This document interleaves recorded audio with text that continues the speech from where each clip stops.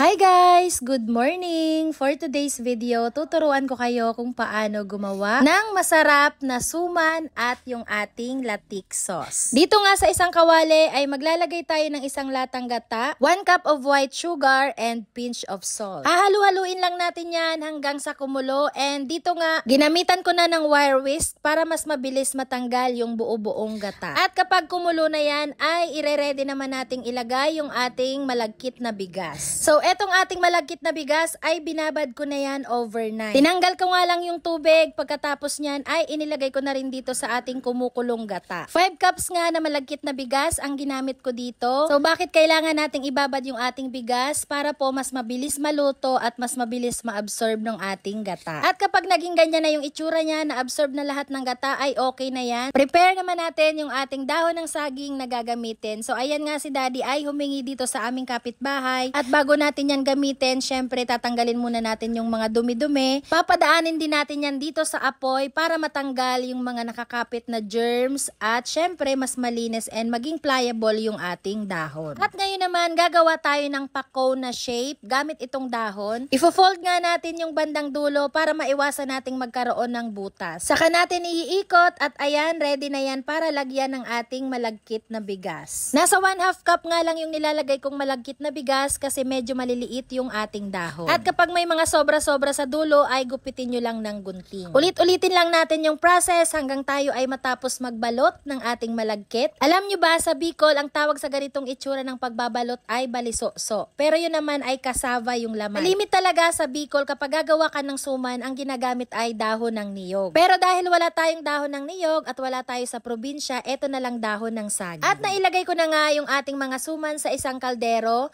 Ngayon naman ay papakuluan natin siya. Lalagyan lang natin siya ng tubig. Syempre tatakpan natin yan para mabilis maluto. At ang pagpakulo ko nga dito ay nasa 45 minutes hanggang sa umunti na yung sabaw. Luto na nga ang ating suman. Ngayon naman ay gagawin natin yung latik sauce. Dalawang ingredients nga lang yung kailangan natin dito. So una, nilagay ko yung isang lata ng gata at sinunod ko naman nga yung ating 1 cup ng brown sugar. Kung meron kayong muscovado sugar, mas maganda kasi yun ay pag naluto mas mabango and mas malinamnam. Naglagay nga lang ako ng vanilla extract para mas mabango. Pero yan ay optional lang naman. At kapag naging ganito na yung itsura niya at lumapot na yung ating latik, ay okay na yan. So eto ay kinaumagahan na yan. Habang lumalamig yung ating latik ay mas lumalapot pa siya. So ayan, pwede na natin siyang i-transfer sa ating lalagyan. At ngayon naman, ipapakita ko sa inyo yung itsura ng ating suman sa loob. At eto na nga ang ating suman after nating mapakuluan at after nang lumamig. So ganyan na yung itsura niya, o diba? Itsura pa lang talagang nakakatakam na. At syempre naman, itatry nating i-dip yan sa ating latik sauce. Hay nako mga mami, sinasabi ko sa inyo, sobrang sarap nito. Bilang ako, mahilig talaga ako sa mga kakanins, kaya naman,